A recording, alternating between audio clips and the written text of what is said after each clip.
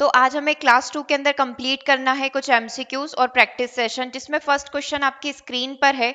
4 ओम, 8 ओम, 12 ओम और 24 ओम के 4 प्रतिरोध जो है, इनको किस प्रकार से संयोजित किया जाए कि संयोजन से हमको मैक्सिमम और मिनिमम रेजिस्टेंस प्राप्त हो। लैंग्वेज समझ में आई? क्वेश्चन में क्या बोला है, हमारे पास 4 अलग अलग तरीके के रेजिस्टेंस है जिनकी वैल्यू 4, 8, 12 और 24 है। हमको ऐसा करना है कि हमको रेजिस्टेंस एक बार मैक्सिमम चाहिए और एक बार सबसे कम चाहिए।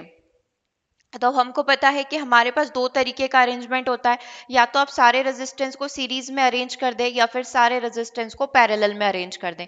जब इन सारे रेजिस्टेंस को सीरीज में अरेंज किया जाएगा, मतलब 4, 8, 12 और 24 को आप जोड़ेंगे तो मैक्सिमम रेजिस्टेंस प्राप्त हो जाएगा। और जब आप इनको पैरेलल में जोड़ेंगे, पैरेलल में जोड़ने का मतलब क्या होता है, सबको डिवाइड कर लेंगे, है ना। 1/4, 1/8, 1/12, है ना, और 1/24, मतलब कुछ पॉइंट में वैल्यू हमारी आएगी। और इसको मैं अगर जोड़ूंगी, 4, 2, 6 और 8, 14 और 4, 18, ठीक है, 2 और 1, 3, 48 ओम आएगा। तो मैक्सिमम रेजिस्टेंस कब मिलेगा, जब सीरीज में रहेंगे।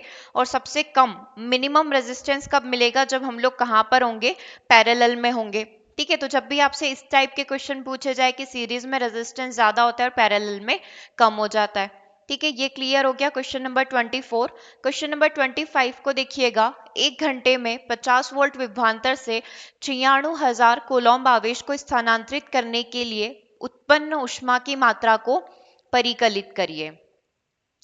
क्या पूछा इसने कि यहाँ पर हमको दे रखा है कि एक घंटे में 50 वोल्ट का विभवांतर आ रहा है, मतलब वोल्टेज की वैल्यू कितनी दे रखी है, 50 वोल्ट यहाँ पर दे रखी है। आवेश कितना आ रहा है, चार्ज कितना है, 96,000 कोलॉम्ब यहाँ पर चार्ज है। ठीक है, हमको निकालना क्या है, ऊष्मा की मात्रा निकालनी है।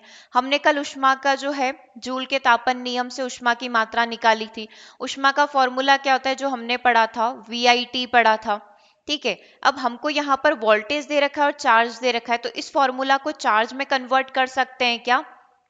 बिल्कुल कर सकते हैं, क्योंकि हमने जब कल की सेशन की स्टार्ट करी थी, प्रीवियस सेशन जो हमने स्टार्ट करा था, उसमें हमने चार्ज का फॉर्मूला देखा था इन टर्म्स ऑफ आवेश, है ना, मतलब करंट का फॉर्मूला देखा था आवेश की मात्रा के रूप में, है ना। मतलब एक सेकेंड में 1 कूलॉम्ब आवेश वहां पर प्रवाहित होता है, तो उसको 1 एम्पियर यहाँ पर कहा जाता है। ऐसा कुछ पढ़ा था, तो वहां से हमने एक रूल निकाला था, I = Q/T का फॉर्मूला। तो बस यहाँ पर I की वैल्यू को पुट कर देते हैं। H = V, I की वैल्यू कितनी होती है, Q/T होती है, इंटू T इसमें लिखा हुआ है ये वाला। अब T से T कट हो गया, कितना बचा, H = VQ बचा हुआ है। तो ये आ गया आपका फॉर्मूला, H = VQ। जरूरी नहीं कि आप सारे फॉर्मूला याद करें, आप 4 फॉर्मूला याद कर लीजिए। I का फॉर्मूला आपने याद कर लिया है ना। ऐसे ही V का फॉर्मूला क्या होता है, कल हमने V का फॉर्मूला भी पढ़ा था, है ना, कार्य के टर्म्स में, कि एक वोल्ट जो है ना, वोल्टेज दो बिंदुओं के बीच का जो डिफरेंस होता है, विभवांतर जिसको हम लोग बोलते हैं। तो एक आवेश को एक बिंदु से दूसरे बिंदु तक जाने में जितना कार्य करना पड़ेगा, ये एक आवेश हो गया। इसको एक बिंदु से दूसरे बिंदु तक जाने में जितना भी W मतलब कार्य करना पड़ेगा, वो उन दोनों बिंदुओं के बीच का विभवांतर कहलाएगा। तो एक फॉर्मूला ये याद कर लो, V = W/Q, और एक करंट का फॉर्मूला याद कर लो, एक ओम का नियम हो गया, V = IR, तीसरा। और एक पावर का फॉर्मूला याद कर लो, P = क्या होता है, VI होता है। ठीक है, कितने फॉर्मूला हो गए, 4 फॉर्मूला हो गए। और अपनी ऊर्जा का फॉर्मूला याद कर लो, VIT। बस इस पूरे चैप्टर को सॉल्व करने के लिए ये 5 फॉर्मूला सफिशिएंट है। अब जिसकी भी वैल्यू मिले इधर उधर से निकाल कर, मान लो आपको यही वाला क्वेश्चन जैसे हमने अभी किया है कि हमको सिर्फ VIT पता था, लेकिन हमको ये फॉर्मूला भी पता था, तो इससे हमने यहाँ से निकाल लिया VQ। ठीक है, इन 5 से सारे फॉर्मूलाज आप याद कर सकते हैं, लर्न कर सकते हैं। ठीक है, तो मुद्दे पर आते हैं, क्वेश्चन पर आते हैं। ऊष्मा की वैल्यू हमको निकालनी थी VQ। V की वैल्यू 50 दे रखी है, आवेश हमको दे रखा है 96,000। 50 का जब 96 में मल्टीप्लाई करेंगे तो कितना आ जाएगा, देख लीजिए। ठीक है, ये आ गया अपना 4,800, और पीछे ये 3 जीरो लगी हुई है ना, 1000 जूल। अब अपन क्या करें, इसको बहुत बड़ा हो रहा है तो अपन इसको किलो में कन्वर्ट कर लेते हैं। 1 किलो जूल में 1000 जूल होते हैं, तो अपन ने इस 3 जीरो को क्या लिख दिया, किलो यहाँ पर लिख दिया। तो 4800 किलो जूल आपका आंसर हो गया है। ठीक है, आई होप कि आप सभी कॉपी पेन लेकर बैठे हैं, क्योंकि सारे न्यूमेरिकल क्वेश्चन ही, या जितने भी क्वेश्चन है 90% न्यूमेरिकल क्वेश्चन है। है ना। तो ये सॉल्व करने पड़ेंगे, नहीं तो क्लास में बैठने का कोई सेंस नहीं बनेगा। चलिए इस क्वेश्चन का आंसर करके बताइए। हमको दे रखा है कि 2 ओम 3 ओम 6 ओम के तीन प्रतिरोधक को किस प्रकार संयोजित किया जाए कि संयोजन का कुल प्रतिरोध 4 ओम हो जाए और दूसरी कंडीशन में 1 ओम हो जाए। आप जैसा चाहें वैसा अरेंज करें, सीरीज पैरेलल जो आपको लग रहा है वो अरेंज करके आपको आंसर करना है। यस, आप चाहें तो 1 मिनट का समय लीजिए और इसको सॉल्व करिए।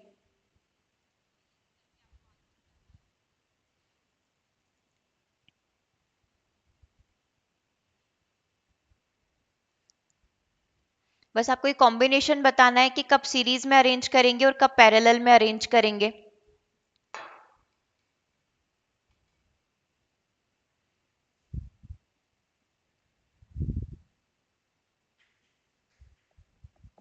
कुछ समझ आ रहा है कैसे सॉल्व किया जाए?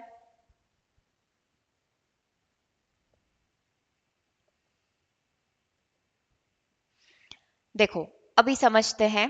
हम लोग एक अपनी कंडीशंस लेके चलते हैं, केस बना लेते हैं। केस 1 ले लेते हैं। अगर मैंने तीनों को सीरीज में जोड़ा तो 2 + 3 + 6 हो जाएगा। 6 और 3 9 और 2 11 हो गए। हमको रेजिस्टेंस या तो 4 आना चाहिए या फिर 1 आना चाहिए, तो हमारा केस 1 इनवैलिड हो गया। दूसरा केस, हम इन तीनों को पैरेलल में जोड़ दें। रेजिस्टेंस, तीनों ही रेजिस्टेंस का उपयोग करना है ना, तीनों प्रतिरोधक के मतलब उसमें 3 है, बस आपको ये देखना है कि इनको लगाना कहाँ है। कोई भी आप एक स्कीप नहीं कर सकते। इसका एक एलसीएम ले लो, 6 हो गया, 2 तिया 6, 3 दूना 6 और ये 1 हो गया, 3 दो 5, 6/6 हो गया, इसकी वैल्यू 1 आ गई, है ना। ये किसकी वैल्यू है? 1/r पैरेलल की। तो r पैरेलल की मतलब समांतर क्रम में अगर इनको जोड़ेंगे तो अपना ओवरऑल रेजिस्टेंस जो आ जाएगा वो कितना आ जाएगा? 1 ओम आ जाएगा। ठीक है, तो हमारा केस 2 वैलिड हो गया। 1 ओम कब आएगा? जब इन तीनों रजिस्टर को अपन यहां पर लिख लेते हैं, all 3 registers are connected in parallel. इन तीनों रजिस्टर्स को यदि अपन पैरेलल में कनेक्ट करेंगे तो हमारा 1 ओम आ जाएगा। लेकिन 4 ओम कैसे आएगा? अब हमको क्या करना पड़ेगा? इसके कॉम्बिनेशंस बनाने पड़ेंगे सीरीज पैरेलल के, क्योंकि तीनों को सीरीज में लगाएंगे तो 11 आ रहा है और हमको क्या चाहिए? 4 आंसर चाहिए। तो आप ऐसा करो कि इन 3 और 6 को पैरेलल में करके देख लो। पैरेलल में कर लिया इन 3 और 6 रेजिस्टेंस को, तो यहां से आर पैरेलल की वैल्यू कितनी आ जाएगी? 3/6 आ गई, यानी कि 1/2 आ गई। मतलब हम लोग इसको फिर से लिखें, 1/r parallel is equal to rp, है ना। तो rp की वैल्यू कितनी आ जाएगी? 2 ओम आ गई। और अभी एक रेजिस्टेंस और बचा हुआ है। हमने अभी जो किया है 3 और 6 के साथ किया है, हमारे साथ एक रेजिस्टेंस और बचा हुआ है। इन दोनों को क्या करिए? सीरीज में जोड़ दीजिए। r पैरेलल का जो ओवरऑल रेजिस्टेंस है वो वाला, और ये जो हमारा R1 है, 2 ओम को अभी आप R1 मान लें, इन दोनों को आप सीरीज में कनेक्ट कर लीजिए। ठीक है, ये बैटरी के साथ आपने सीरीज में कनेक्ट कर लिया तो 2 और 2 कितना हो जाएगा? सीरीज में दोनों जुड़ते हैं, 2 + 2 कितना हो गया? 4 हो गया। ठीक है, तो पहला केस क्या बना? हम लोगों को जब 4 ओम आंसर लेकर आना है तो हम लोग 3 ओम और 6 ओम को किस में जोड़ेंगे? पैरेलल में। इनको पैरेलल में जोड़कर इसी के साथ 2 ओम को हम लोग किस में जोड़ना पड़ेगा? हमको सीरीज में जोड़ना पड़ेगा, तब जाके हमारा आंसर कितना आएगा? 4 ओम आएगा। और 1 ओम के लिए आप क्या करेंगे? 2 ओम, 3 एंड 6 ओम, इन तीनों को किस में जोड़ देंगे? आप सीरीज में जोड़ देंगे, तो आपका आंसर क्या आ जाएगा? 1 आ जाएगा। यस, ये केस समझ में आया कैसे हमने सॉल्व किया इस क्वेश्चन को? ठीक है, अपने हिसाब से आप जैसा करना चाहें, बट ओवरऑल फाइनल जो कॉम्बिनेशन बनेगा वो इसी का बनेगा, सीरीज पैरेलल का। ठीक है, आप चाहे तो 1/2 और 1/6 को पैरेलल में लेकर 3 को सीरीज में जोड़ लो, या फिर 3 और जो भी आपको कॉम्बिनेशन जम रहा है कि 3 और 2 को सीरीज में लेकर 6 के साथ पैरेलल कर दो, है ना। बट फाइनल यही कॉम्बिनेशन सही बैठेगा इसके अंदर। आप ट्राई करके देखना, इससे आपकी प्रैक्टिस होगी। डन यहाँ तक? चलिए अगले क्वेश्चन की बात करते हैं। ये क्वेश्चन काफी अच्छा है, काफी इंटरेस्टिंग है, आपके बेसिक्स सारे क्लियर कर देगा ये। 100 ओम का एक विद्युत लैंप है, आपके घर में एक लैंप है, उसका रेजिस्टेंस 100 है। एक विद्युत टोस्टर है 50 ओम का, और एक जल फिल्टर है ना, आरओ जो है आपके पास 50 ओम का है। 500 ओम का है। इन सभी को 220 वोल्ट का एक विद्युत स्रोत में कार्यक्रम में संयोजित है, मतलब आपके घर में लैंप है, टोस्टर है और आरओ प्योरीफायर, वाटर प्योरीफायर है, इन तीनों को पैरेलल में लगाया गया है। उस विद्युत इस्त्री का प्रतिरोध क्या होगा, मतलब इन्हीं के साथ जो है एक प्रेस भी हमने लगाई है, क्योंकि हम लोग अपने कपड़ों को इस्त्री करना चाहते हैं। यदि समान स्रोत के साथ इसको संयोजित कर दिया जाए तो वो उतनी ही विद्युत धारा लेगा जितनी कि ये तीनों युक्तियां ले रही है, तीनों उपकरण जो है, लैंप और ये सारे। यह भी ज्ञात कीजिए कि इस विद्युत इस्त्री से कितनी विद्युत धारा यहाँ पर प्रवाहित होगी। ठीक है, चलो कैसे सॉल्व करें इसको। सबसे पहले जो दे रखा है उसको कर लेते हैं। तीनों रेजिस्टेंस कैसे जुड़े हुए हैं, इन पैरेलल। ये इसने लिखा है कि हमने तीनों रेजिस्टेंस को पारिक्रम मतलब पैरेलल या समांतर में जोड़ रखा है। इन तीनों को नाम दे देते हैं सबसे पहले तो, ताकि समझने में आसानी हो। R1 हमारा 100 है जो कि लैंप है, R2 हमारा टोस्टर है जो कि 50 ओम है, और R3 हमारा 500 ओम है जो कि अपना वाटर फिल्टर है। ठीक है, ये तो हो गया।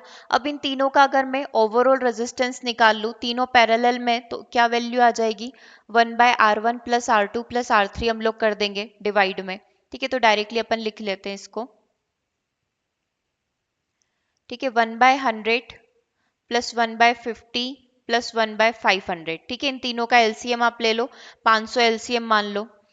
100 से कितनी बार जाएगा, 5 बार। ये कितनी बार चला जाएगा, 10 बार। और ये कितनी बार जाएगा, 1 बार। ठीक है, तो ये कितना हो गया, 16/16 आ गया, 5 10 15 और एक 16, 16/500। इसको 4 से कट कर लो, या फिर नहीं करना है तो भी चलेगा, कर लो चलो। 4 चौक 16, 4 एकम 4, 125 बार चला जाएगा ये, है ना। तो हमारा आर पैरेलल की वैल्यू कितनी आ गई, इसको रिवर्स कर देंगे क्योंकि 1/आर पैरेलल की वैल्यू 4/125 है, तो इसकी वैल्यू कितनी हो जाएगी, 125/4 ओम हो जाएगी। डन, यहाँ तक तो क्लियर हो गई, पहली स्टेप आपकी क्लियर हो गई। अब दूसरी स्टेप की तरफ चलेंगे। 125/4 को भी भाग लगाओगे तो 4 दूना 4 तिया 12 और 4 एकम 4, 31.25 कुछ आएगा, है ना, अगर आप लिखना चाहे स्कोर पॉइंट में लिखना चाहे तो।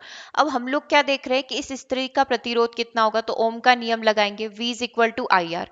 इसने क्या बोला, उस विद्युत स्त्री का प्रतिरोध क्या है, यदि इसे समान स्रोत के साथ, मतलब ये जो चारों हैं इसी के साथ, ये जो 3 रेजिस्टेंस है इसी के साथ हमने क्या कर दिया है, जोड़ दिया है, इससे इतनी ही विद्युत धारा मिलेगी जितनी कि हमको इन तीनों युक्तियों से मिल रही है। ठीक है, तो अब अपन इसमें क्या करते हैं, वैल्यू पुट करना स्टार्ट कर देते हैं। ठीक है, कैसे वैल्यू पुट करेंगे, यहाँ से आई की वैल्यू निकाल लेते हैं, है ना। इसने ये भी पूछा है कि विद्युत स्त्री से कितनी विद्युत धारा यहाँ पर प्रवाहित होगी, तो ओवरऑल रेजिस्टेंस जो इन तीनों का है वो भी इसका ही होगा। ठीक है, तो I is equal to V/R में V की वैल्यू कितनी है, 220 वोल्ट। ठीक है, 220 वोल्ट आ रही है तो वैल्यू तो वही रहेगी V की। रेजिस्टेंस कितना हो गया, 125/4 हो गया, ये 125/4 हो गया। बस अब इसको क्या करना है, सॉल्व करना है। ये 4 ऊपर चला जाएगा तो यहाँ से अपना जो प्रेस है, आयरन जो है, उसका करंट निकल कर आ जाएगा। ठीक है, कट कर लो, ये किससे कट हो रहा है, 5 से कट हो जाएगा ये। 5 दूना 10, 5 5 25, 5 चौक 20, 5 चौक 20। ठीक है, 4 चौक 16, 176 ये हो गया, और इसको 25 से भाग लगा देंगे। 25 7 175 होता है, फिर 10 बचेगा, भाग नहीं जाएगा, फिर 100 हो जाएगा, 25 चौक 100, 7.404 एम्पियर जो है आपका टोटल करंट आ गया है। तो स्त्री का जो अभिष्ट प्रतिरोध, इसने प्रतिरोध की भी बात करी थी, तो रेजिस्टेंस तो वही होगा जो इन तीनों के इक्वल में आएगा, 125/4। ठीक है, तो ये रेजिस्टेंस हो गया, और करंट कितना हो गया, 7.04 एम्पियर हो गया। ठीक है, तो ये हो जाएगा इस क्वेश्चन का आंसर। अब ये आपको ऑप्शन के टर्म्स में मिल जाएगा, ऑप्शंस दे देंगे 4, उसमें से आपको सिलेक्ट करना रहेगा। ठीक है, यहाँ तक तो डन है आप सभी क्या। चलिए एक बार और देख लेते हैं, इसका आंसर देख लेते हैं हमने सही किया ना। ठीक है, 7.04 बिल्कुल सही निकाला। और क्या पूछा था इसने, 7.04 की धारा प्रवाहित होगी, और रेजिस्टेंस पूछा था 31.25 का, दोनों ही चीजें सही है। ठीक है, चलिए आगे बढ़ते हैं, नेक्स्ट क्वेश्चन की बात करेंगे। क्वेश्चन नंबर 28 को सॉल्व करिएगा। 20 ओम प्रतिरोध की कोई विद्युत स्त्री 5 एम्पियर की विद्युत धारा लेती है। 30 सेकंड में उत्पन्न ऊष्मा को आपको परिकलित करना है।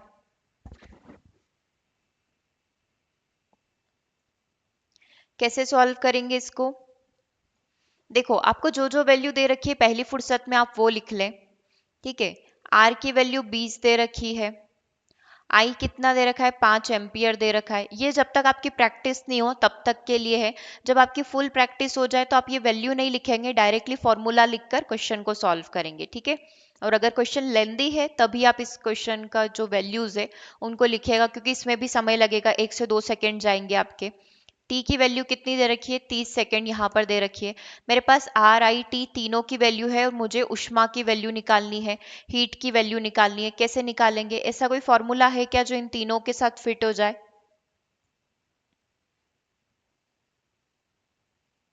बताओ, ऐसा कोई फॉर्मूला है क्या हमारे पास हीट का, या ऐसा कोई फॉर्मूला जो आपको लग रहा हो कि यहाँ पर एडजस्ट हो जाएगा आर आई के साथ?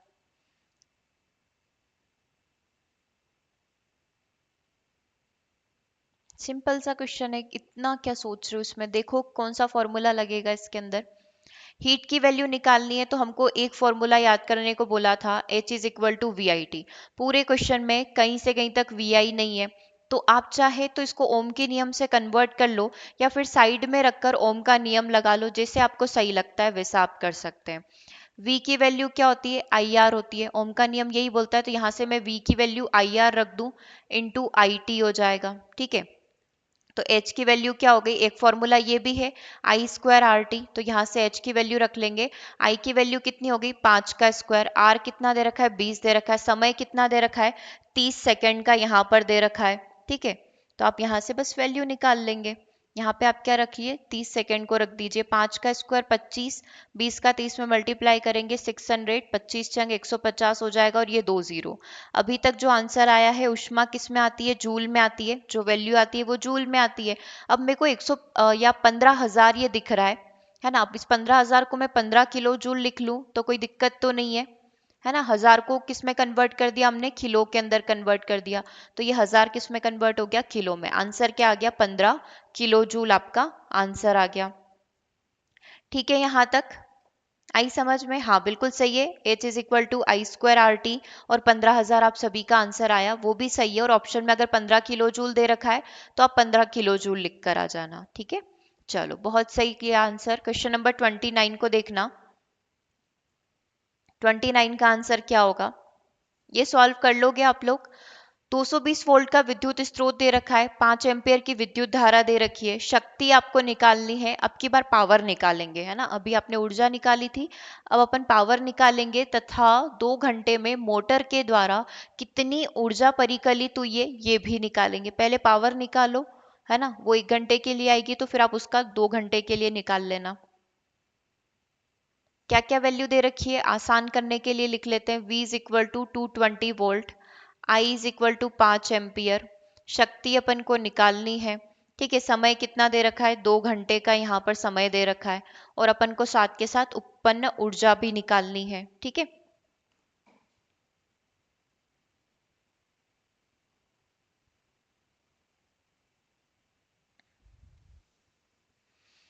करिए। पहले तो शक्ति निकाल लीजिए, पावर का फॉर्मूला जिसमें वोल्टेज आता हो और जिसमें करंट आता हो।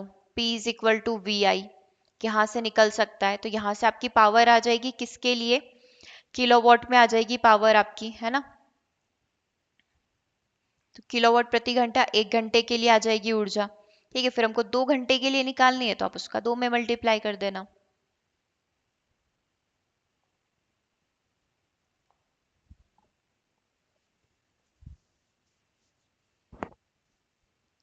22 5 110 होता है, 110 के पीछे एक जीरो लगा दो, आ जाएगा आंसर 220। ओके, हाँ वोल्टेज 220 है, अपन को ऊर्जा निकालनी है। चलो हम लोग स्टार्ट करते हैं। P is equal to 220 into I की वैल्यू 5 है, 22 5 कितने हो गए? 110 हो गए। ठीक है, तो ये कितना हो गया? 110 के पीछे एक जीरो लगा, 1100 हो गया।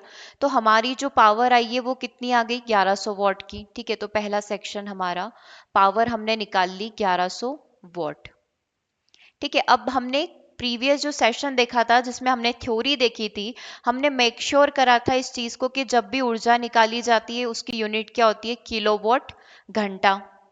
ठीक है, और जो भी होती है वो वैल्यू किस में आती है, मतलब बताने का पर्पस ये है कि ये किलोवाट के अंदर आती है। तो ये जो आपका वॉट है आप इसको क्या करिए, किलोवाट में कन्वर्ट कर दीजिए। इसको किलोवाट में कन्वर्ट करने के लिए हम लोगों को इसको 1000 से भाग लगाना पड़ेगा। दैट मीन्स कि 1.1 किलोवाट आपका अभी पावर आ चुका है। ठीक है, क्या हम लोग ये बोल सकते हैं इसको 1000 से भाग लगाएंगे तो 1.1 किलोवाट आ जाएगा, इसमें कोई दिक्कत नहीं है। ऊर्जा को किस में मेजर किया जाता है, किलोवाट घंटा के अंदर मेजर किया जाता है। तो इसने क्या पूछा था कि 220 वोल्ट के विद्युत स्रोत से 5 एम्पियर की विद्युत धारा लेता है, मोटर की शक्ति निकालिए, हमने निकाल दी, तथा 2 घंटे में मोटर के द्वारा कितनी विद्युत ऊर्जा का प्रयोग किया जाएगा। ठीक है, तो मोटर का अभी जो शक्ति है, इसका जो सामर्थ्य है वो कितना है, पी की वैल्यू कितनी है, 1.1 किलोवाट घंटा है। ठीक है, ये जो ऊर्जा है, अभी अपन इसको ऊर्जा लिख लेते हैं। इसके पास अभी इसकी ऊर्जा जो है, एनर्जी कितनी है, इसका सामर्थ्य कितना है, 1.1 किलोवाट प्रति घंटा का है। 1 घंटे में ये कितनी शक्ति देती है, या फिर आप इसको और आसान सी भाषा में ऐसा लिख सकते हो, 1 घंटे में 1.1 किलोवाट की ये पावर देता है। ऐसे ही 2 घंटे में ये कितनी दे देगा, बस 1 घंटे के लिए पूछा था हमको, 2 घंटे के लिए निकालना है। तो इसमें आप क्या करेंगे, 1.1 का मल्टीप्लाई कर लेंगे, ये जो अपना आंसर आया था पावर का। ठीक है, तो ये कितना हो जाएगा, 2.2। ये पर घंटे के हिसाब से, तो 2 घंटे के लिए कितना हो जाएगा, 2.2 किलोवाट घंटा। ठीक है, क्या ये चीज समझ में आई, कैसे हमने सॉल्व किया इसको। हमको बस स्टेप बाय स्टेप चलना है, आंसर खुद से आ जाएगा। यस, 2.2 बिल्कुल करेक्ट है, 2200 था। ओके, हाँ, बस मेन जो आंसर आना है वो आपका किलो में ही आएगा आंसर, है ना, क्योंकि ऊर्जा की यूनिट किलोवाट घंटा ही होती है, तो वो किलो में ऑलरेडी कन्वर्ट होके आप बताएंगे। ठीक है, एक बार यहाँ देखना चाहे स्टेप बाय स्टेप देख सकते हैं, ये सारी चीजें दे रखी है।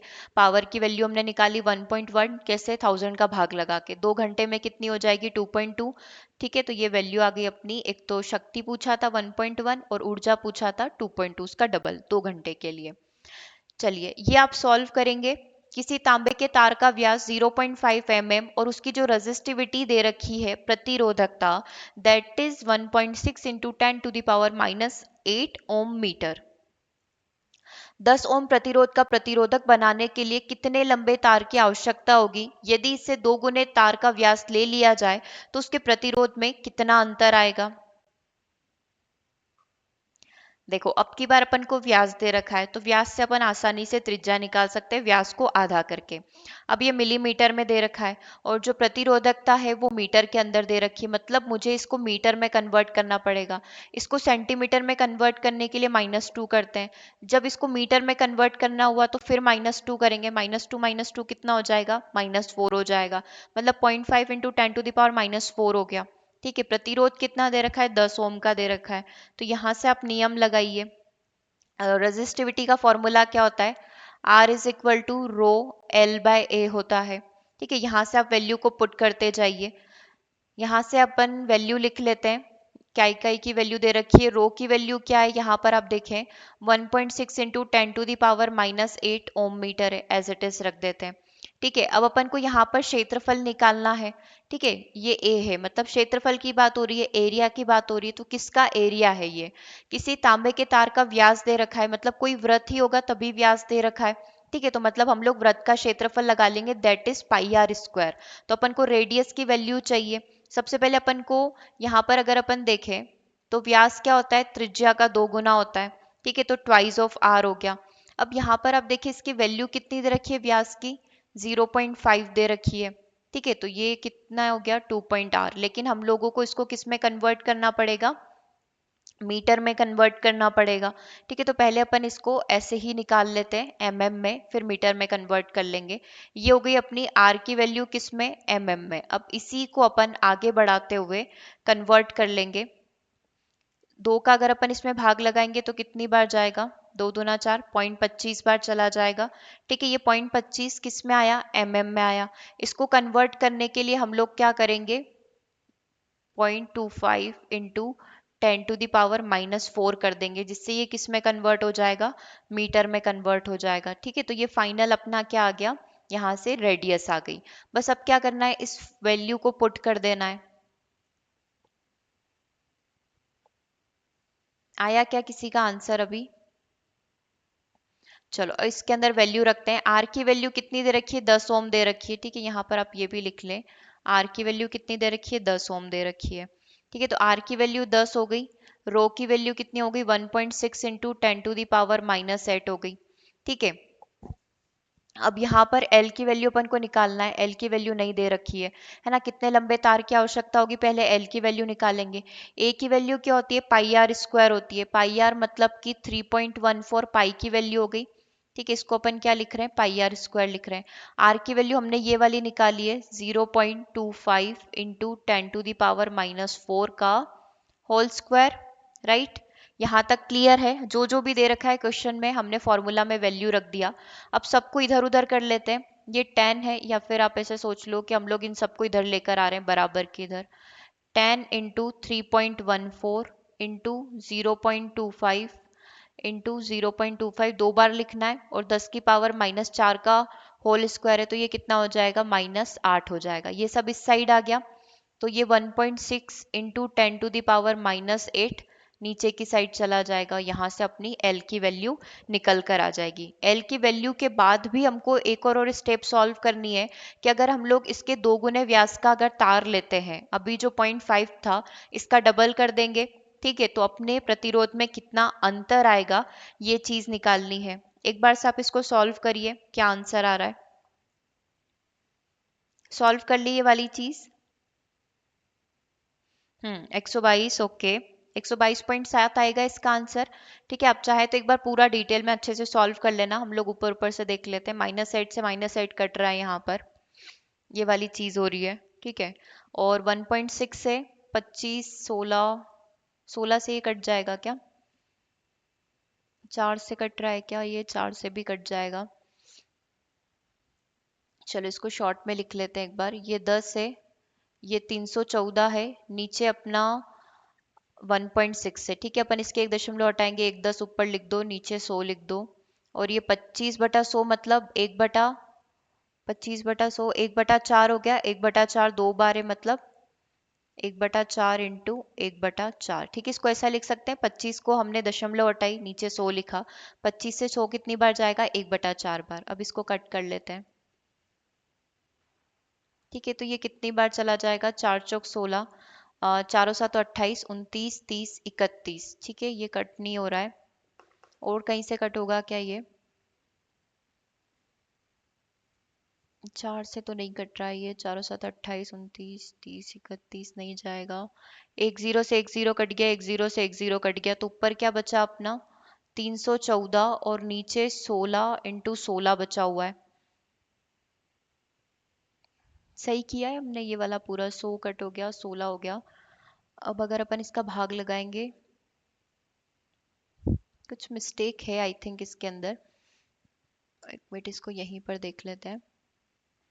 देखो यही किया है हमने, 3.14 L की वैल्यू में 2.5 इंटू 10⁻⁻4 का होल स्क्वायर किया हुआ है। ठीक है, तो ये यहाँ पर इंटू 10 डिवाइड बाई 1.6 इंटू 10⁻⁻8 हो जाएगा। जब अपन इसको पूरा सॉल्व करेंगे तो यहाँ पर वैल्यू आएगी 122.7। ठीक है, एक बार आप इसको थोड़ा डिटेल में सॉल्व करिएगा। यहाँ से हमारी L की वैल्यू कितनी आ गई, 122.7 आ गई। ओके, अब हमको क्वेश्चन में क्या दे रखा है, क्वेश्चन पर आ जाते हैं। यदि इससे 2 गुने व्यास का तार हमने ले रखा है, ठीक है, इसने क्या बोला यहाँ पर कि आपने व्यास को क्या कर दिया, 2 गुना कर दिया। 0.5 का 2 गुना आप यहाँ पर कर दें, तो इसके प्रतिरोध में, इसके रेजिस्टेंस में कितना अंतर आएगा, इसके बारे में हमको बताना है। तो हम लोग वही करेंगे। यहाँ पर आप देखें कि जो इसका, अगर हम लोग यहाँ पर इससे रिलेशन देखें, इस वाले का देखना, हमारा जो फॉर्मूला होता है वो क्या होता है, R is equal to rho L by A होता है। ठीक है, ए का मतलब क्षेत्रफल की बात हो रही है। किसका क्षेत्रफल है, व्यास मतलब वृत्त का क्षेत्रफल है। तो R किसके इन्वर्सली प्रोपोर्शनल होता है, रेडियस के स्क्वायर के इन्वर्सली प्रोपोर्शनल होता है। इस फॉर्मूला से हमने इस वैल्यू को निकाला। ठीक है, अब यहाँ पर R की बात हो रही है, मतलब इसने क्या बोला है कि अगर हमने इसके व्यास को 2 गुना कर दिया, ठीक है, जो व्यास था अगर हमने इसको 2 गुना कर दिया, तो यहाँ पर वैल्यू कितनी हो जाएगी। कंपैरिजन हम डायरेक्टली कर लेते हैं। ठीक है, पुराने वाली रेडियस का नई वाली रेडियस से यदि हम लोग कंपैरिजन करें, और पुराने वाले व्यास का नए वाले व्यास से कंपैरिजन करें, और इसको 2 गुना कर दें, तो वैल्यू कितनी आ जाएगी आपकी, 1/4 आ जाएगी। ठीक है, इसको आप एक बार जरूर से डिटेल में सॉल्व कर लेना। यहां तक क्लियर है? एक बार से देख लो। ठीक है, यहां तक देख लो, क्लियर हुआ? लास्ट वाली स्टेप क्लियर हुई? इसके व्यास को हमने क्या कर दिया है? दो गुना कर दिया है। पहले डी था, मतलब हम लोग पूरा सॉल्व नहीं कर रहे हैं, है ना, क्योंकि 0.5 है, फिर आप इसको इसको डबल करोगे, तो डायरेक्टली हम लोग ये मानकर चल रहे हैं कि हमने इसको दो गुना कर दिया है, तो पुराने वाले का आपको क्या करना है? नए वाले से कंपेरिजन करना है। ठीक है, इसके व्यास को दो गुना कर दे तो तार के प्रतिरोध में क्या अंतर आएगा? पहले प्रतिरोध कितना था अपना? ये वाला, ठीक है, 10 ओम था। ठीक है, तो अब नया जो प्रतिरोध बनेगा वो कितना बनेगा? तो इससे कंपैरिजन करके आप इसका सॉल्व कर सकते हैं। ठीक है, 1/4 आपका आंसर आ जाएगा। नया वाला प्रतिरोध पुराने वाले का 1/4 होगा। ठीक है, यहां तक एक बार बता दो कि हाँ क्लियर है, फिर आगे बढ़ेंगे। देखो, यहां तक ही हमने सॉल्व किया, उसके बाद हमने डायरेक्टली कंपैरिजन स्टार्ट कर दिया पुराने वाले का नए वाले से। ठीक है, और ये इन्वर्सली प्रोपोर्शनल होता है, इसीलिए इसको हमने क्या कर दिया? उलट गुणित कर दिया। ठीक है, यहां तक। चलिए आगे बढ़ते हैं। आगे बढ़ते हैं। किसी अज्ञात प्रतिरोध के प्रतिरोधक के सिरों में 12 वोल्ट की बैटरी को संयोजित करने पर क्या हुआ? नहीं समझ में आया? एक बार फिर से देखना है? चलो स्टेप बाय स्टेप करना है तो कर लेते, 1 मिनट और लगेगा। ठीक है, ये तो पता है R is inversely proportional to R square होगा, ये वाली चीज आपकी क्लियर है। ठीक है, अब हमने देखा था कि हमने क्या करा है? व्यास को दो गुना कर दिया है। पहले व्यास डी था, हमने इसको क्या कर दिया? ट्वाइस ऑफ डी कर दिया। ठीक है, यहां तक क्लियर है? डी था, हमने इसको कितना कर दिया? ट्वाइस ऑफ डी कर दिया। अब यहाँ पर आप देखिए, अगर इसको मेरे को लिखना हुआ, ठीक है, तो कैसे लिखेंगे? डी की वैल्यू कितनी होती है? ट्वाइस ऑफ आर होती है, तो 2d की वैल्यू कितनी हो जाएगी? 4r यहाँ पर हो जाएगी। ठीक है, बस इस वैल्यू को आप क्या करेंगे? यहाँ पर पुट कर दीजिएगा। ठीक है, तो नया वाला आर डैश की वैल्यू जो है कितनी हो जाएगी? यहाँ पर आर का स्क्वायर। ठीक है, मतलब हम लोग इसको बोल सकते हैं कि ये कितना हो जाएगा? 4 गुना यहाँ पर हो जाएगा, 4 का स्क्वायर हो जाएगा। ठीक है, तो ये आर डैश का हमको क्या करना है? आर से कंपैरिजन करना है। बस ये आ गया अपना 1/4। ओके, तो इसको आप पूरा स्टेप बाय स्टेप करना, आ जाएगा आपका आंसर। चलिए आगे बढ़ते हैं। किसी अज्ञात प्रतिरोध के प्रतिरोधक के सिरों से 12 वोल्ट की बैटरी को संयोजित करने पर परिपथ में 2.5 मिली एम्पियर विद्युत धारा प्रवाहित होती है। प्रतिरोधक का प्रतिरोध यहाँ पर कितना होगा, ये निकालना है। देखो क्या क्या वैल्यू दे रखी है, सबसे पहले इसको सॉल्व करिए।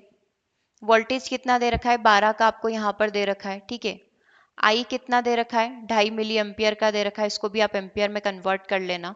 ठीक है, प्रतिरोधक का प्रतिरोध कितना होगा? जस्ट आपको रेजिस्टेंस की वैल्यू यहाँ पर निकालनी है। V is equal to I R से निकालो फटाफट, इसकी वैल्यू क्या होगी यहाँ पर? V is equal to I R से आपको R की वैल्यू निकालनी है।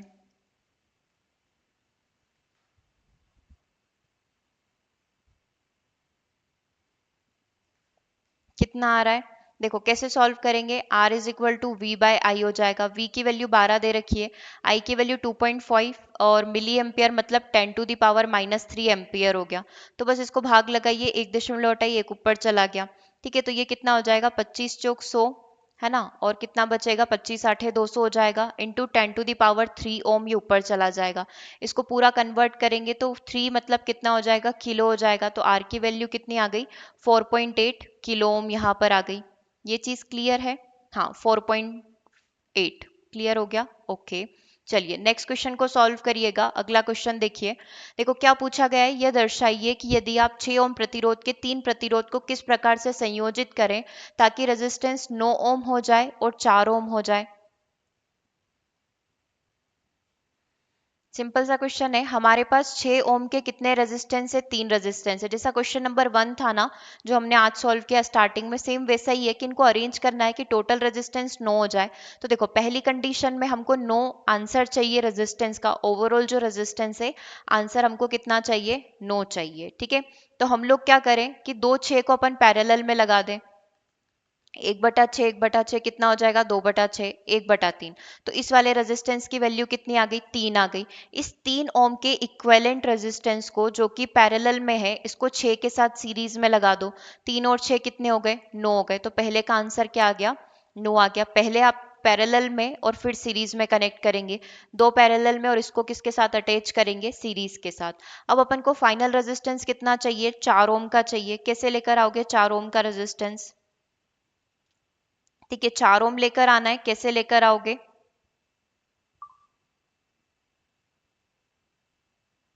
बताओ फटाफट से, ये आप बताओ, 4 ओम हमको लेकर आना है, कैसे लेकर आए।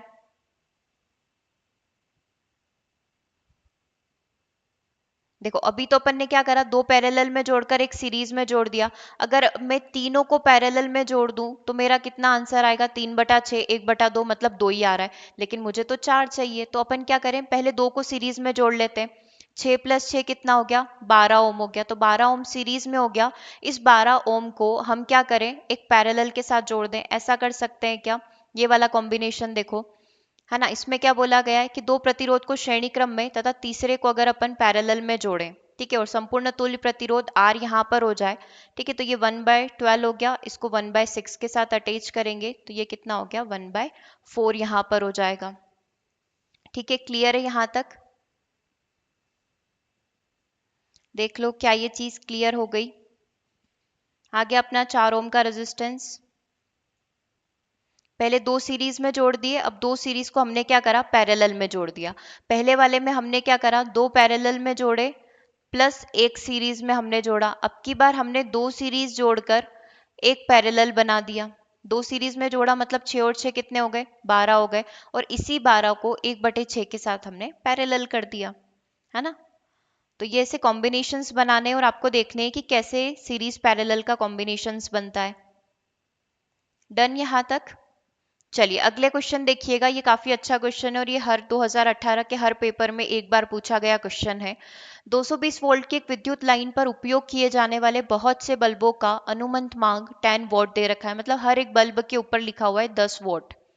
यदि 220 लाइन से अनुमत अधिकतम विद्युत धारा 5 एम्पियर है तो इस लाइन के दोनों तारों के बीच में बल्ब कार्यक्रम में संयोजित किए जा सकते हैं। कितने बल्ब आप पैरेलल में लगा सकते हो। पहले तो 1 मिनट होल्ड करके इस क्वेश्चन की लैंग्वेज को समझो कि ये क्वेश्चन क्या बोल रहा है, उसके बाद अपन आगे पढ़ेंगे।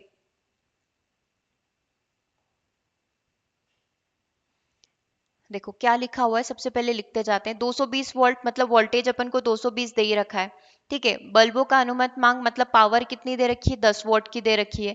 यदि 220 वोल्ट की इस लाइन से अनुमत अधिकतम विद्युत धारा, मतलब इससे 5 एम्पियर से ज्यादा धारा नहीं जा पाएगी, मतलब अपन को करंट मैक्सिमम दे रखा है 5 एम्पियर। इन लाइन के दो तारों के बीच में कितने बल्ब आप पैरेलल में जोड़ सकते हो, मतलब हमको ये नहीं पता है कि इसमें कितने बल्ब लगेंगे, नंबर ऑफ बल्ब अब की बार अपन को निकालने हैं, ठीक है। तो आपको यहाँ पर ये देखना है कि पावर दे रखी है, विभवांतर दे रखा है और करंट दे रखा है, हमको ये नहीं पता है कितने बल्ब है। तो हमको पावर का फॉर्मूला पता है, पावर का फॉर्मूला क्या होता है, P is equal to VI होता है, ठीक है। अब आप ये देखिए कि यहाँ पर हमको पावर जो दे रखी है वो कितनी दे रखी है, एक बल्ब के लिए 10 वॉट की दे रखी है। हर एक बल्ब के ऊपर कितना लिखा हुआ है, 10 वोल्ट।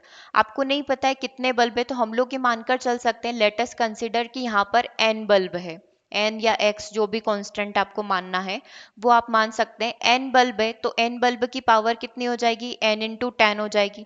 अगर 10 बल्ब है तो 100 हो जाएगी, ठीक है। ऐसे अपन पूरा आगे सीरीज में चलेंगे, ठीक है। तो n इंटू 10 यहाँ पर हो गया, जितने भी बल्ब होंगे उन सबकी एक एक पावर कितनी होगी, 10 वॉट होगी। वोल्टेज कितना आपको दे रखा है क्वेश्चन में, 220 दे रखा है। करंट मैक्सिमम कितना आ सकता है, यहाँ पर 5 आ सकता है। n into 10 is equal to 22×5 से कितना होता है, 110 होता है, तो ये 1100 हो गया। तो n की वैल्यू कितनी आ गई, 110 बल्ब आ गई। मतलब यहाँ पर कितने बल्ब आप पैरेलल में लगा सकते हैं, 110 बल्ब आप पैरेलल में लगा सकते हैं, ठीक है। और आपको ये चीज भी ध्यान होगी कि पैरेलल में समांतर में वोल्टेज सभी में सेम रहेगा, इसीलिए सभी का वोल्टेज कितना है, 220 है, और मैक्सिमम करंट कितना आ सकता है, 5 एम्पियर का उसमें फ्लो हो सकता है उस तार के अंदर, ठीक है। हो गया यहाँ तक क्लियर। नंबर ऑफ बल्ब हमको निकालने थे तो हमने पावर के साथ उसको मल्टीप्लाई कर लिया, क्योंकि एक बल्ब 10 वोल्ट का है तो सारे बल्ब की वैल्यू यहाँ से आ जाएगी, ठीक है। चलिए अगले क्वेश्चन को देखिएगा, ये भी काफी अच्छा क्वेश्चन है। एक बार आप इस क्वेश्चन को सेल्फ पढ़िए फिर हम लोग स्टार्ट करते हैं।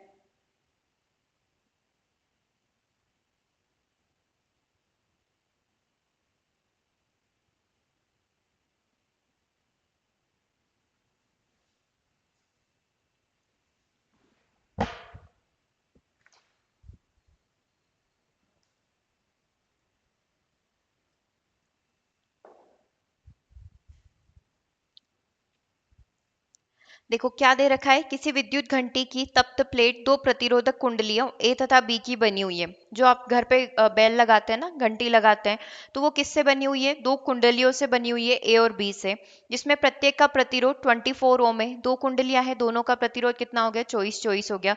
इनको पृथक पृथक करके श्रेणी क्रम में, समांतर क्रम में संयोजित किया जाता है।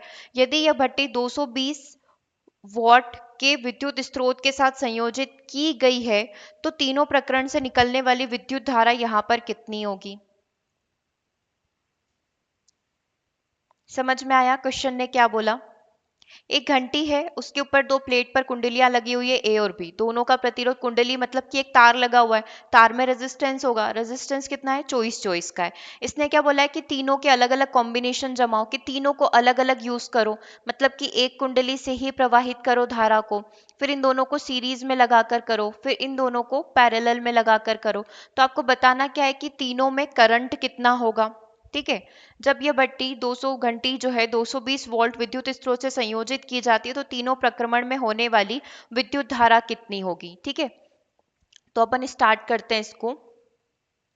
किसी विद्युत घंटी की तप्त प्लेट दो प्रतिरोधक ए और बी से बनी हुई, जिसमें से प्रत्येक का प्रतिरोध कितना दे रखा है, अपन को 24 दे रखा है। ठीक है, तो अपन मान लेते हैं आर ए की वैल्यू 24 है, आर बी की वैल्यू 24 है, वोल्टेज कितना दे रखा है, 220 वोल्ट दे रखा है।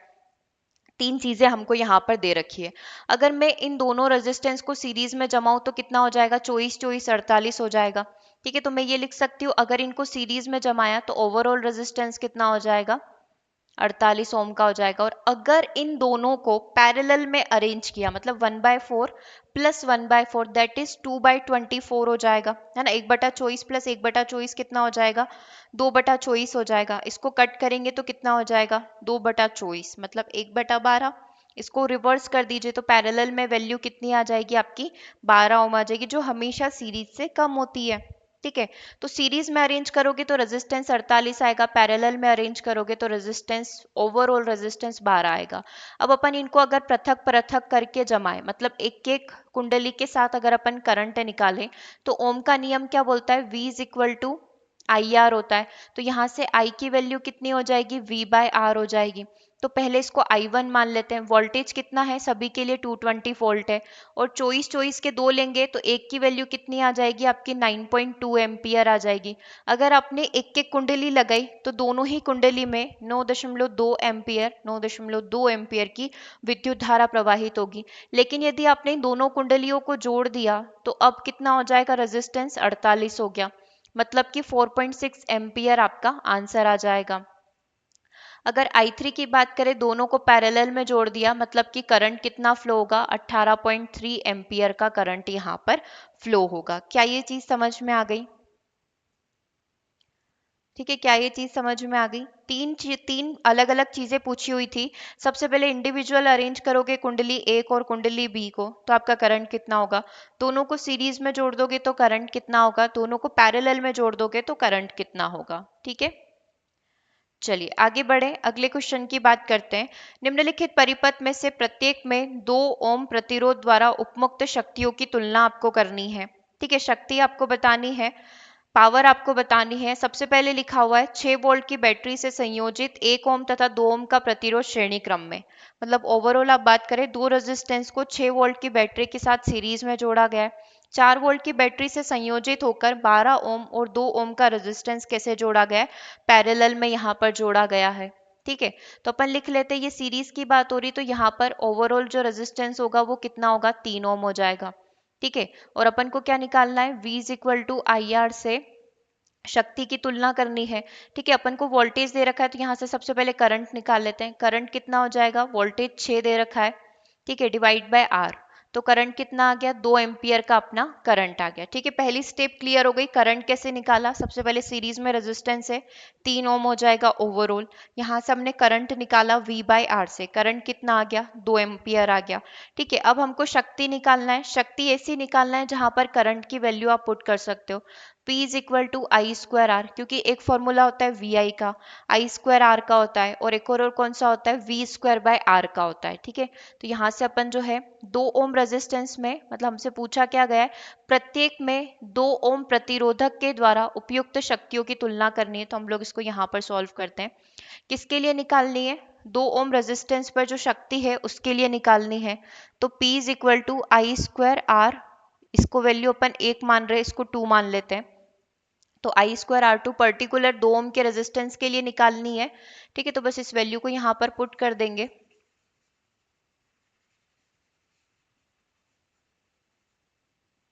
ठीक है, इसको यहाँ पर पुट कर देते हैं। P is equal to I square R, कौन से के लिए, 2 ओम रेजिस्टेंस के लिए। आई की वैल्यू अभी आपने कितनी निकाली थी, 2 एम्पियर निकाली थी, तो 2 का स्क्वायर, और रेजिस्टेंस किसके लिए, 2 ओम के लिए है।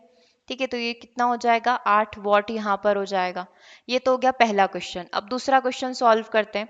दूसरे क्वेश्चन को ध्यान से देखना। वोल्टेज कितना दे रखा है, 4 वोल्ट दे रखा है। अब जो ओवरऑल रेजिस्टेंस है वो किस में, पैरेलल में निकालना है। 1/12 प्लस 1/2 का, तो कितना यहाँ पर हो जाएगा। ठीक है, कितना रेजिस्टेंस यहाँ पर हो जाएगा, अगर अपन R1 की बात करें, 12 ओम और 2 ओम जो है किस में जुड़े हुए हैं, पैरेलल में जुड़े हुए हैं। ठीक है, और अपन को रेजिस्टेंस किसके इक्वल में निकालना है, अपने को वोल्टेज दे रखा है। ठीक है, तो आप चाहे तो ओवरऑल निकाल लो। कितना हो जाएगा, 1 बार और ये 6 बार, कितना हो गया, 7/12 हो गया। तो आर पैरेलल की वैल्यू कितनी हो गई, 12/7 हो गई। ठीक है, ये तो क्लियर हो गया यहाँ तक। अब अपन इसमें ये वाला फॉर्मूला भी लगा सकते हैं। पावर हम लोग निकाल रहे हैं सेकेंड वाले क्वेश्चन के लिए, वी स्क्वायर बाय आर। ठीक है, तो वी की वैल्यू कितनी दे रखी है यहाँ पर, क्वेश्चन में आप देख सकते हैं 4 का स्क्वायर दे रखा है। और किस ओम, किस रेजिस्टेंस के लिए निकालनी हमको, क्वेश्चन में दे रखा है केवल 2 वाले के लिए निकालिए। ठीक है, तो ये 16/2 हो जाएगा, मतलब कितना आ जाएगा आपका, 8 वोट आंसर आ जाएगा। ठीक है, क्या आंसर क्लियर हुआ। दोनों के लिए ही जो आपका आंसर आ रहा है वो कितना आ रहा है, 8 आ रहा है। ओके, तो अगर आपसे ऐसा क्वेश्चन एमसीक्यू में पूछे तो ऐसे कर देंगे, 8,8, 8,7, ऐसे करके ऑप्शंस वो आपको अरेंज करके दे देंगे। ठीक है, देख लो क्या यहाँ तक क्लियर है।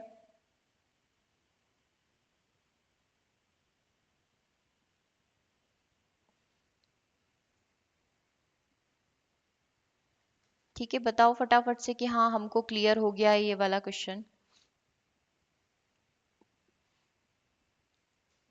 बढ़े नेक्स्ट क्वेश्चन के ऊपर।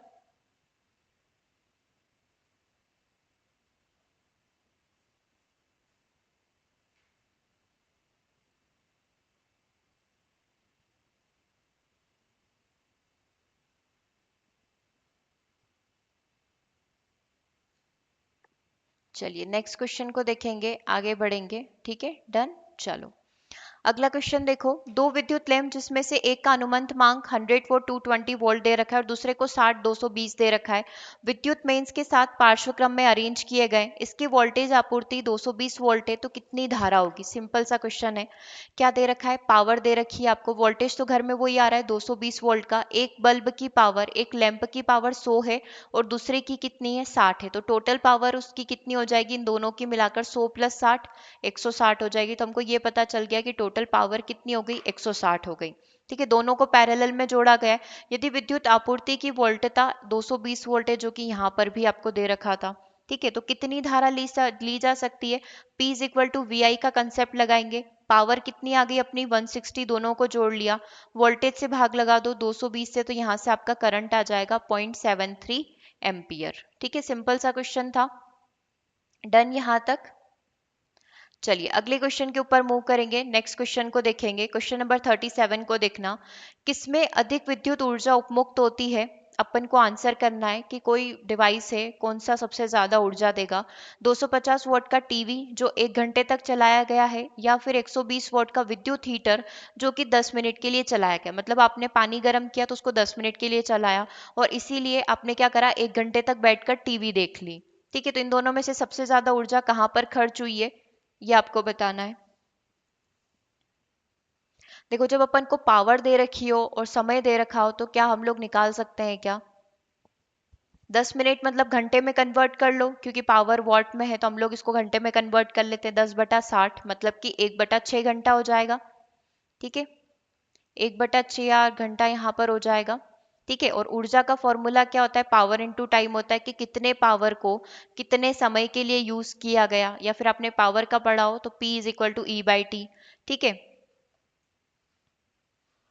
चलिए यहां तक देखो, किसमें अधिक विद्युत ऊर्जा उपमुक्त होगी, 250 वॉट का टीवी। तो अब अपन स्टार्ट करते हैं। पावर कितनी दे रखी है, 250 वॉट। समय कितना दे रखा है, 1 घंटे के लिए आपने चलाया है।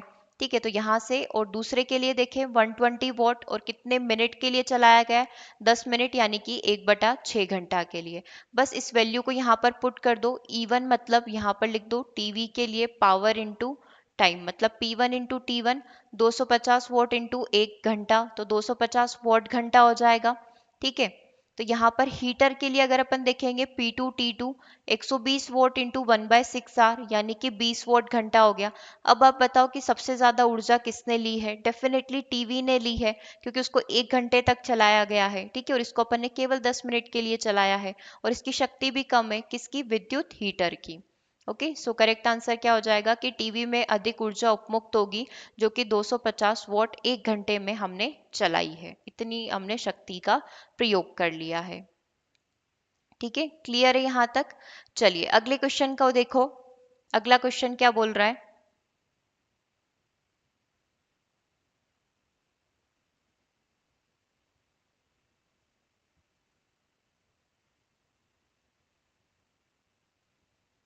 चलिए इसका आंसर देखिए, इसका आंसर क्या होना चाहिए।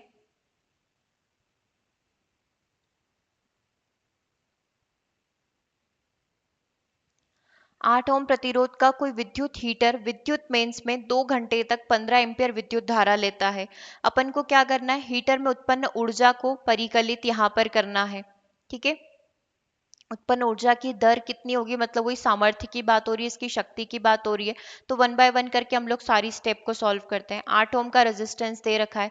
ठीक है। 2 घंटे समय की वैल्यू दे रखी है, 15 एम्पियर अपन को करंट दे रखा है, मतलब आर, टी और अपन को आई, तीन वैल्यू यहाँ पर दे रखी है।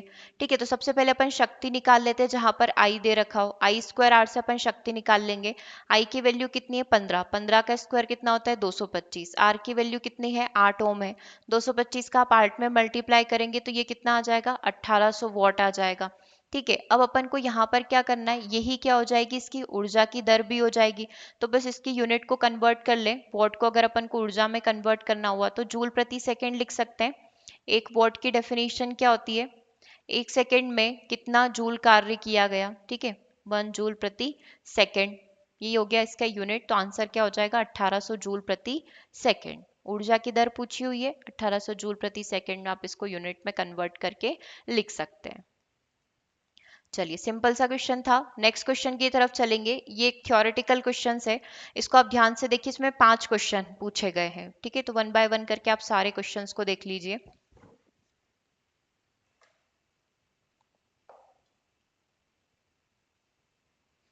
चलो क्या डाउट है, पावर पैरेलल में 1/p होती है। पावर तो पावर है, पैरेलल में रखो या सीरीज में रखो उससे कोई फर्क नहीं पड़ेगा, है ना। सीरीज में रेजिस्टेंस और इसका फर्क पड़ता है, पावर तो जितनी डिवाइस में उतनी ही रहेगी। चलिए क्वेश्चन नंबर 39 में 1 बाय 1 करके सॉल्व कर लेते हैं, जल्दी हो जाएगा। विद्युत लैंप के तंतुओं के निर्माण में प्राय एकमात्र टंगस्टन का उपयोग क्यों किया जाता है। जो आपने देखा है बल्ब वगैरह में टंगस्टन का एक तार लगा हुआ रहता है, एक तंतु लगा हुआ रहता है। क्यों लगा हुआ रहता है, क्योंकि इसका जो मेल्टिंग पॉइंट होता है, इसका गलनांक काफी हाई होता है। ये गर्म अवस्था में ऑक्सीकृत नहीं होता और ऊष्मा को रोककर क्या करता है, प्रकाश को उत्पन्न करता है। दैट्स वाई लैंप में जो है टंगस्टन वायर लगा हुआ रहता है। आपने कॉपर क्यों नहीं लगाया, एल्यूमिनियम क्यों नहीं लगाया, क्योंकि उनकी गलनांक क्षमता इतनी अच्छी नहीं होती और वो इजीली ऑक्सीडाइज्ड हो जाते हैं। ठीक है, इसीलिए हम लोग टंगस्टन का प्रयोग करते हैं। ये हो गया अपना पहला क्वेश्चन। दूसरा क्या पूछा है, विद्युत तापन युक्तियां जैसे ब्रेड टेस्ट टोस्टर हो गया, विद्युत इस्त्री हो गया, इनमें शुद्ध धातुओं के स्थान पर मिश्र धातु का क्यों प्रयोग किया जाता है। हम लोग डायरेक्टली कॉपर, एल्यूमिनियम इनका प्रयोग ना करते हुए मिश्र धातु का क्यों प्रयोग करते हैं, जो दो या दो से अधिक धातुओं का मिश्रण होती है। क्योंकि इनकी अगर हम लोग बात करें तो इनकी प्रतिरोधकता जो होती है, रेजिस्टिविटी जो होती है, शुद्ध धातु की तुलना में बहुत अच्छी होती है। इसी वजह से इनका जो ऑक्सीडेशन है वो आसानी से नहीं हो पाता और ये लंबे समय तक चलती है, टिकाऊ होती है। ठीक है। अगला क्वेश्चन देखना, श्रेणी क्रम में घरेलू विद्युत परिपथ में श्रेणी क्रम संयोजन का उपयोग क्यों नहीं किया जाता? आपके घर के जितने भी डिवाइसेज हैं वो पैरेलल में क्यों लगे हैं, वो सीरीज में क्यों नहीं लगे? मान लो आपके घर के सारे डिवाइस सीरीज में लगे हो, जैसे कि घर में जैसे ही आपने विद्युत सप्लाई जहां से भी आ रही है, तो मेन आपका रूम हो गया, ठीक है, हॉल वगैरह हो गया, वहां पर टीवी लगी हुई है, टीवी के बाद जो वायर जा रहा है वो किचन में जा रहा है, किचन में माइक्रोवेव लगा हुआ है ना, मिक्सी के लिए जो है कुछ स्विच बोर्ड वहां पर लगे हुए हैं वो कनेक्ट है, ठीक है, फिर आगे गए तो फ्रिज कनेक्ट है, तो ऐसे करके सारी चीजें सीरीज में कनेक्ट है। इन केस अगर आपका माइक्रोवेव खराब हो गया या वहां से तार वार कट हो गया तो यहाँ से आगे सप्लाई बंद हो जाएगी, मतलब इसके आगे के जितने भी उपकरण आपके घर में जुड़े हुए हैं वो नहीं चलेंगे। केवल स्टार्टिंग में टीवी लगा रखा था, केवल टीवी चलेगा, और इसके बाद अगर कहीं पर भी तार कट होता है या कहीं पर भी फॉल्ट होता है तो ये सब चीजें बंद हो जाएगी। ठीक है, इसीलिए हम लोग क्या करते हैं कि जितने भी डिवाइसेस हैं उनको कैसे लगाते हैं, पैरेलल में लगाते हैं। मान लो माइक्रोवेव बंद हो गया तो बाकी टीवी, फ्रीज, जितनी भी XYZ चीजें वो सब आपकी चलती रहेगी। ठीक है, इसीलिए हम लोग हमेशा पैरेलल में लगाते हैं। अब क्वेश्चन नंबर 4 क्या बोल रहा है, किसी तार का प्रतिरोध उसके अनुप्रस्थ काट के क्षेत्रफल में परिवर्तन के साथ किस प्रकार से परिवर्तित होगा? तो इसमें ये वाला फॉर्मूला लग रहा है, R is equal to rho L by A वाला। ठीक है, अब इसने क्या बोला है, अनुप्रस्थ काट का क्षेत्रफल, मतलब ये क्षेत्रफल की बात कर रहा है। अगर क्षेत्रफल में परिवर्तन होगा तो डेफिनेटली इसके रेजिस्टेंस में भी परिवर्तन होगा। ठीक है, अब जैसे कि हम लोग बोल सकते हैं कि आर जो है इसके क्षेत्रफल के इन्वर्सली प्रोपोर्शनल है। अगर जैसे जैसे आप एरिया इंक्रीज करेंगे उसका प्रतिरोध कम होता जाएगा, ठीक है, और एरिया डिक्रीज करेंगे तो उसका रेजिस्टेंस यहाँ पर बढ़ता जाएगा। इसीलिए पतले तार की बजाय हम लोग क्या करते हैं, मोटे तार का प्रयोग करते हैं ताकि रेजिस्टेंस कम हो, प्रतिरोध कम हो और ज्यादा मात्रा में करंट का फ्लो हो सके। ठीक है, थर्ड पॉइंट भी क्लियर हो गया फोर्थ नंबर का।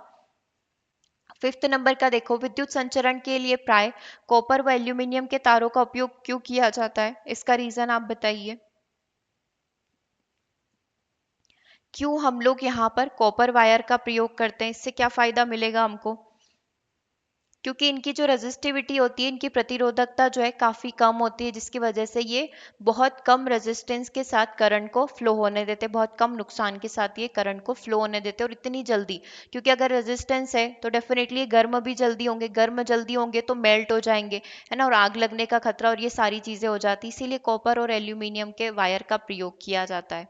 ठीक है, इतनी जल्दी ये गर्म भी नहीं होते और इनकी जो रेजिस्टिविटी होती है वो भी काफी कम होती है। ठीक है, ये रहे आपके सारे आंसर्स। चलिए अगला क्वेश्चन देखिएगा, एक बिजली केतली जब 220 वोल्ट पर प्रयोग की जाती है तो 1 किलोवाट विद्युत सामर्थ्य लेती है। किस दर पर एक फ्यूज तार इसके लिए प्रयुक्त किया जाना चाहिए?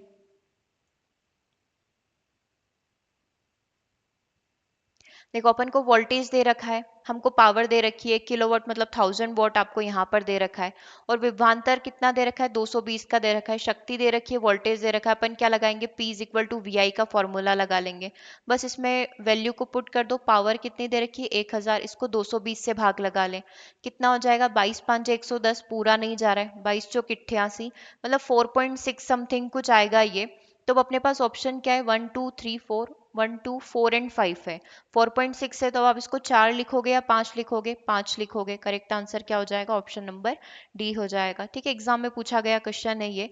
अब ऑप्शन में 4 भी है 5 भी है तो ये 4.5 से ऊपर निकल रहा है, तो आप इसका आंसर 5 करके आइएगा, जो मैक्सिमम है वो आंसर कर देना। ठीक है, क्वेश्चन नंबर 41 को देखिए, आंसर करिए। एक विद्युत परिपथ में 3 विद्युत बल्ब ए बी सी क्रमशः 40 60 और 100 वॉट की क्षमता के समांतर क्रम में विद्युत स्रोत से संयोजित किए जाते हैं, उनकी रोशनी के संदर्भ में कौन सा स्टेटमेंट करेक्ट होगा?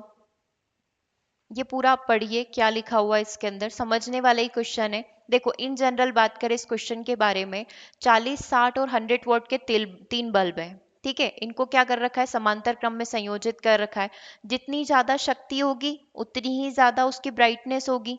ठीक है, ये कंसेप्ट तो क्लियर है, जितनी ज्यादा शक्ति होनी है उतना ज्यादा उसका ब्राइटनेस होगा, मतलब उतनी ज्यादा चमक उसमें रहेगी। जैसे आप बल्ब लेकर आए, ठीक है, एक तो वो नाइट में आप जलाते हैं, बिल्कुल कम पावर वाला, बिल्कुल कम लाइट रहती है ना, आपको रात में देखना है, आप कुछ ऐसा बारीक सा काम कर रहे हैं, जस्ट लाइक कि सुई धागे से आप कुछ कपड़े सिल रहे हैं या कुछ इस प्रकार का काम कर रहे हैं, तो आपको रोशनी ज्यादा चाहिए, तो आप बड़ा बल्ब जलाते हो। बड़ा बल्ब जलाना दैट मीन्स उसमें पावर ज्यादा होगी। तो वही कंसेप्ट है कि जिसकी पावर ज्यादा है उसकी शक्ति यहाँ पर हम लोग बोल सकते हैं कि उसकी ब्राइटनेस ज़्यादा होगी, उसकी रोशनी ज़्यादा होगी। तो बस इसी का कंपैरिजन करना है इन चार ऑप्शन के थ्रू। ठीक है, देखो पहले क्या बोल रहा है कि सभी बल्ब समान रोशनी देंगे, तो हम लोग सस्ते वाले बल्ब क्यों ना खरीद लें, कम वॉट के बल्ब क्यों ना खरीद लें, क्योंकि तीनों की ब्राइटनेस भी अलग अलग होगी।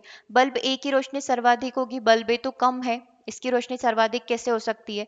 ये लिख लो ना, 40, 60 और 100। सबसे ज्यादा किसकी होगी? 100 की, नंबर एक पर, दूसरे नंबर पर 60 की और तीसरे नंबर पर 40 की।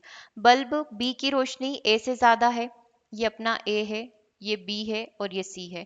बल्ब बी की रोशनी ए से ज्यादा है क्या? हाँ बिल्कुल ज्यादा है, क्योंकि बी की पावर ज्यादा है। बल्ब सी की रोशनी बी की रोशनी से कम है, नहीं, सी की रोशनी ज्यादा होगी। तो केवल ऑप्शन नंबर सी आपका करेक्ट हो जाएगा। ठीक है, चलिए अगला क्वेश्चन नंबर 42 देखिएगा। जब 2 ओम और 4 ओम के दो प्रतिरोधक एक बैटरी से संयोजित किए जाते हैं तो क्या होगा? ये भी पूरा समझने वाला क्वेश्चन है। क्या पूछा हुआ है?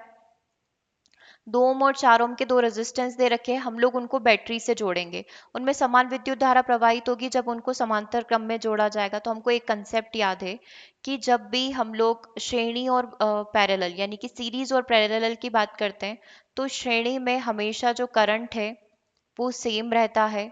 और कल हमने बनाया था ना, एक पूरा फॉर्मूला बनाया था सीरीज पैरेलल का। और पैरेलल में क्या होता है? वोल्टेज ऑलवेज सेम, वोल्टेज हमेशा समान होता है। तो अब इन ऑप्शंस के साथ सेट करते हैं। इस ऑप्शन में क्या बोला गया है पहले वाले में, कि जब उनको समांतर क्रम में अरेंज किया जाएगा, मतलब कि आप ऐसा देख पा रहे होंगे कि इन 2 ओम और 4 ओम को अगर मैंने समांतर में जोड़ा, ठीक है, तो इनमें विद्युत धारा जो होगी वो समान होगी। हमने क्या देखा था कि श्रेणी में विद्युत धारा समान होती है, और ये क्या पूछ रहा है कि पैरेलल में विद्युत धारा क्या होनी चाहिए? समान होनी चाहिए, जो कि गलत बात है। ठीक है, जब इनको श्रेणी क्रम में जोड़ा जाएगा, एक के बाद एक जोड़ेंगे, तो इनमें विद्युत धारा समान होती है, दूसरे ऑप्शन में बोला हुआ है, जो कि बिल्कुल सही बात है। तीसरा ऑप्शन बोल रहा है कि जब इनको श्रेणी क्रम में जोड़ा जाता है तो उनमें वोल्टेज समान होगा। अभी आपने देखा श्रेणी क्रम में करंट समान होता है, तो यहाँ पर इसको करंट लिखना था, ये गलत हो गया। ठीक है, उनके सिरों पर अलग अलग विभवांतर होगा जब उनको समांतर क्रम में जोड़ा जाएगा। अरे भाई, अभी देखा है कि जब इसको पैरेलल में रखते हैं तो वोल्टेज सेम होता है, तो यहाँ पर अलग अलग क्यों लिखा है? दैट्स वाई ये भी गलत हो गया। ठीक है, तो केवल आंसर क्या हो गया आपका? Option number B. ये पूरा का पूरा क्वेश्चन आपको कंफ्यूज करने के लिए दे रखा है। सिंपल सा लॉजिक है कि श्रेणी में आपका आई सेम होगा और पैरेलल में आपका वोल्टेज सेम होगा। बस इससे आप इस पूरे क्वेश्चन को समझ सकते हैं। ठीक है, डन यहाँ तक। चलिए अगला क्वेश्चन देखिए। विद्युत सामर्थ्य का मात्रक किसके द्वारा प्रदर्शित किया जाता है? विद्युत सामर्थ्य की बात की गई है, मतलब वही शक्ति की बात की गई। शक्ति को आप किस में रिप्रेजेंट कर सकते हैं? वोल्ट एम्पियर में रिप्रेजेंट कर सकते हैं। ठीक है, क्यों? क्योंकि P is equal to V I होता है, V का वोल्ट होता है, I का एम्पियर होता है, तो इसका एक मात्रक वोल्ट एम्पियर भी है, इसका एक मात्रक वॉट भी है, इसका एक मात्रक जूल प्रति सेकेंड भी है। ठीक है, ये सब के सब किसके मात्रक हैं? शक्ति के ही मात्रक हैं। ओके, चलिए आगे बात करते हैं। फिल इन द ब्लैंक्स देख लीजिए। शुद्ध जल विद्युत का क्या होता है? कुचालक होता है। ठीक है, जो अशुद्ध जल आप शुद्ध जल यहाँ पर बोलेंगे, विद्युत का कुचालक होगा। एक अश्व शक्ति किसके बराबर होती है? 746 वॉट के बराबर होती है। किसी तार का प्रतिरोध उसकी लंबाई के हमेशा अगर हम लोग बात करें, तो यहाँ पर क्या हो जाएगा? अनुक्रमानुपाती हो जाएगा। ठीक है, किसी तार का प्रतिरोध उसके परिच्छेद यानी कि क्षेत्रफल के, ये वाले फॉर्मूला से हम लोग सॉल्व कर रहे हैं। ठीक है, प्रतिरोध उसकी लंबाई के, मतलब R directly proportional to L होता है। ठीक है, और R इनवर्सली प्रोपोर्शनल होता है क्षेत्रफल के अनुच्छेद के, तो ये व्युत्क्रमानुपाती हो गया। किसी तार की प्रतिरोधकता पर उसकी आकृति का कोई प्रभाव नहीं पड़ेगा। तार व्यास के रूप में है, पतला है, या फिर ऐसे स्क्वायर में है, या फिर रेक्टेंगल शेप में, कोई फर्क नहीं पड़ेगा। जितना रेजिस्टेंस है, जितना करंट फ्लो होना है, वो होकर ही रहेगा। ठीक है, तो ये हो गए आपके फिल इन द ब्लैंक्स। ठीक है, इसके बाद कुछ आपके लिए क्वेश्चन रखे गए हैं। मैच द कॉलम है, कुछ वन लाइनर है, और कुछ प्रैक्टिकल क्वेश्चंस हैं जो बच्चों को लैब में जाकर करवाए जाते हैं, वो कुछ क्वेश्चंस हैं। तो इनकी आप एक बार से प्रैक्टिस जरूर से कर लेना। कुछ 7 से 8 क्वेश्चन रखे गए हैं।